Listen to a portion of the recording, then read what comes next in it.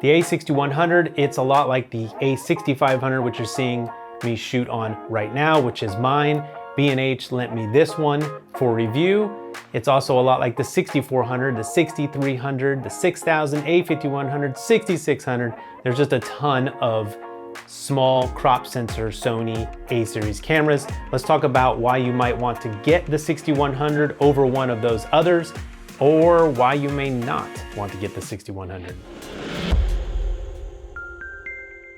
First up, these mirrorless cameras, I really love them because of their size. You see here, this has the 10 to 18 millimeter lens on it, and super light, super portable. You can flip the screen, works great for vlogging. And so I love this because I'm more likely to take this camera than a bigger, like a Canon DSLR, or any type of DSLR. So it's a plastic body, doesn't have weather resistance. It's not sealed, just dust and moisture, but I don't think it's gonna be a big deal as long as you're in normal conditions. I haven't had an issue when I tested the 5100 and other cameras that didn't have the metal body, like the 6500 that is mine and you're seeing right now.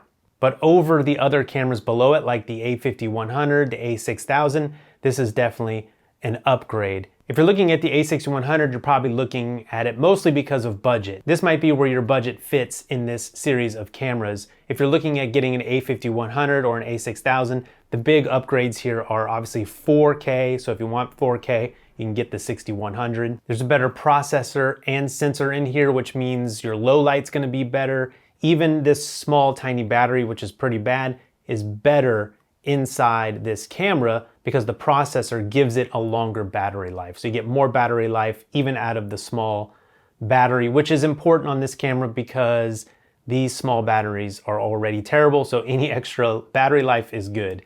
That's also going to prevent what is probably the biggest issue with the 5100. Since I made my video, tons of comments about how many people had the 5100 and it overheated. So they've pretty much fixed that by now here in 2019.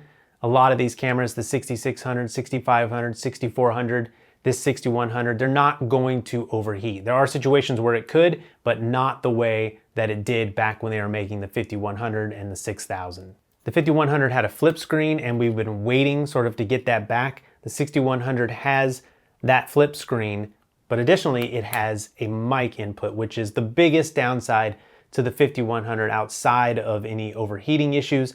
No microphone input. So you're hearing me record second system sound right now with the lav mic.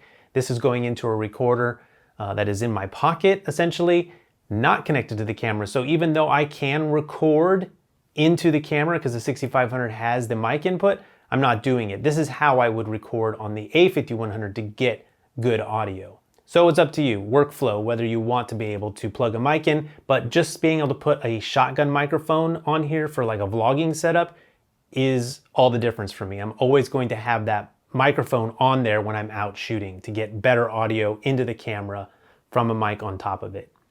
That better processor and sensor is also going to give you better autofocus. Sony has really, I think, probably risen above most cameras and has just fantastic autofocus, and so you're going to get that in this camera. And of course, I am talking about video. So continuous autofocus in video, face tracking.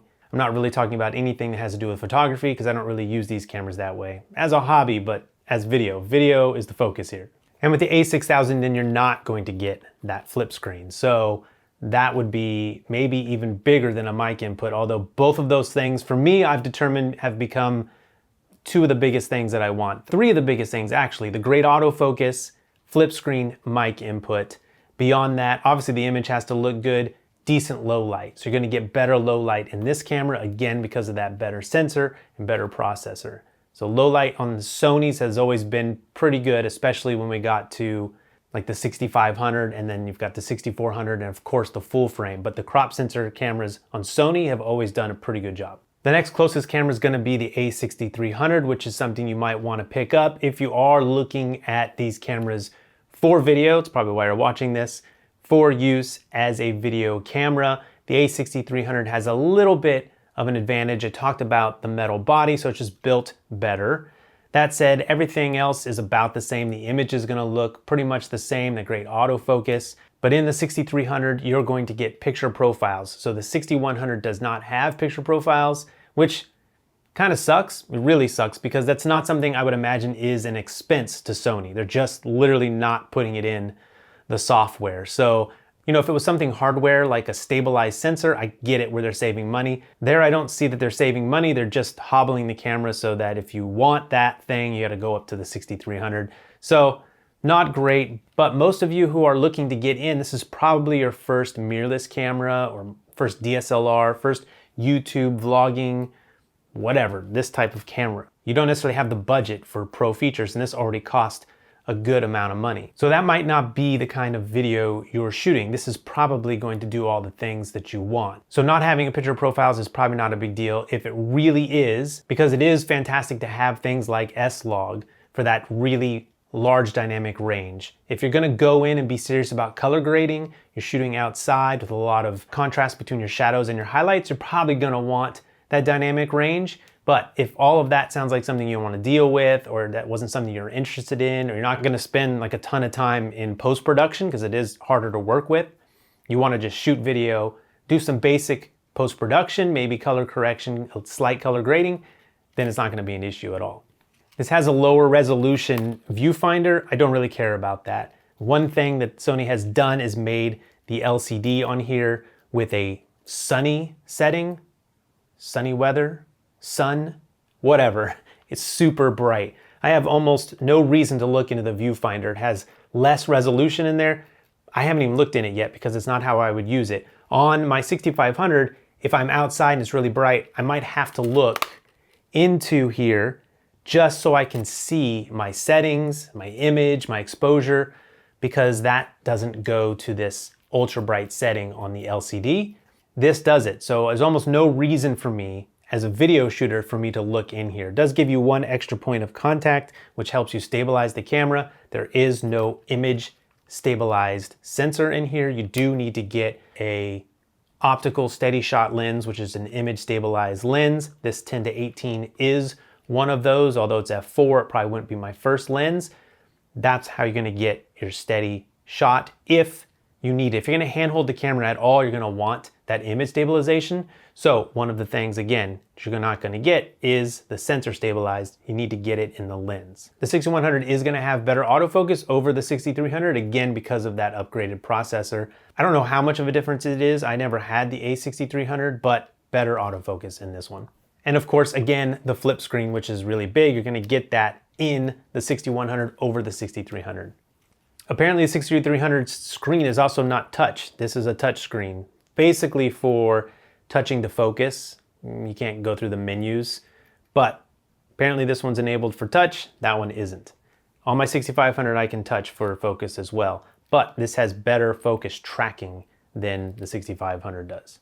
Time lapse, if that's something you want to integrate into your vlogs, into your video, the intervalometer is built in. You can also do S&Q, that's in here, that's in the other cameras. I did a tutorial where I showed you how to use S&Q once I figured out how to use S&Q. That's where slow motion and time lapse is created in the camera, but the resolution's not as good. It's gonna be 1080 and it just doesn't look as good when it's processed in here. Still looks great, you can use it in a pinch and I enjoy it sometimes, but if you want to do true time lapse and utilize the full sensor and have a great sharp looking image, then you can do the intervalometer with the timer in here, shoot really nice. Then you got to, of course, build that in post-production. And then Bluetooth, which I've never used. I've never had much success pairing these cameras with Bluetooth to my phone, so still waiting for that to work well.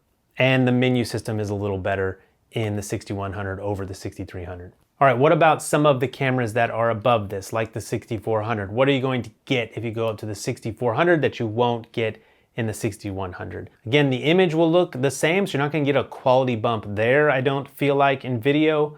But some other things that the 6400 has is, again, those picture profiles, if that's important to you. 6400 is gonna be a better photo camera. Again, don't necessarily care.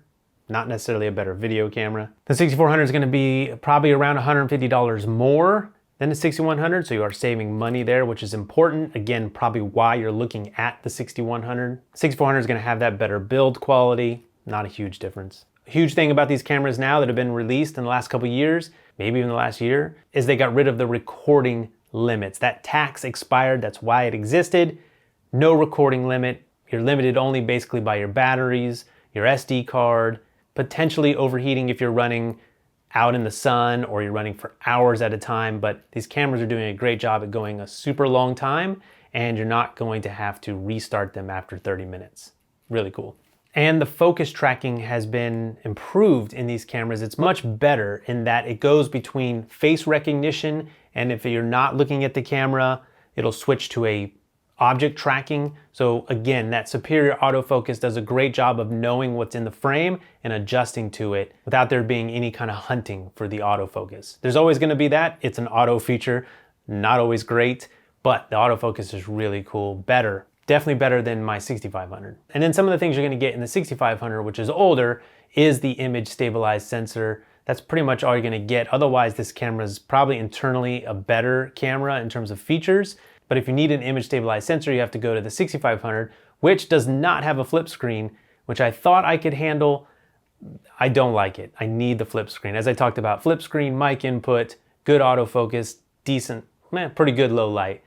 I want those things in my camera. That's what I've determined. So the 6500 I wouldn't buy again. I would probably get a 6600.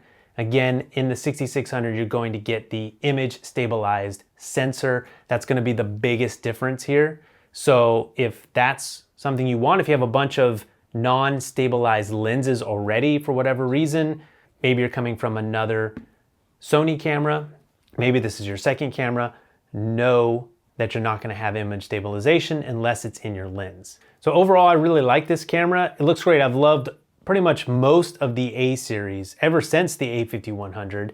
They've gotten better. They've taken away most of the things that we have complained that we don't get. Finally, with the flip screen, that was kind of the last one that I really needed to make this camera be most of the things that really all the things that I want. It does the things I want, it does it well, and most of them are sub 1000 or just above it. So depending on your budget, this is a great camera to start with, but there are a couple other reasons why you might want those other cameras. This 6100 is, I would say, an entry-level camera to the A series now. It's kind of my minimum for entry level because of those things that I want, like flip screens and mic inputs. If you do need to save even more money, then you can get into those lower ones. Just know that those have some compromises. Just depends on what you need.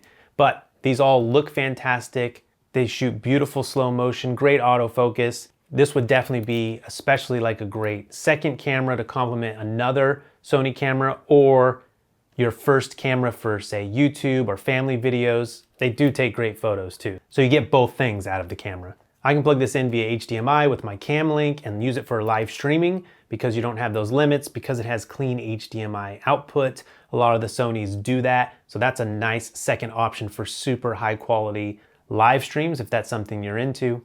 So if you get in at the 6100, you're going to really, you can build a whole channel on it. You're gonna like the camera. If you need those additional features, then you can move up if you have the budget. But I don't think anyone's going to be really regretting the fact that they got the 6100. If my primary function was vlogging with these cameras, this might be the camera I pick up because it is lighter, because it doesn't have that metal body. Of course, you're going to be out and about. It's going to take more abuse, so you might want the metal. These are just tiny decisions to make. The quality along the line is good everywhere, including the 6100. So buy the one that fits your budget. Definitely think about how you're going to use the camera. That's maybe the most important part. That'll guide you and tell you what features you need and what you could live without. Cool camera, glad I got a chance to try it. If you have more questions, I obviously didn't cover all of the things in here, but if you have more questions, ask them in the comments, and I'll see you next time.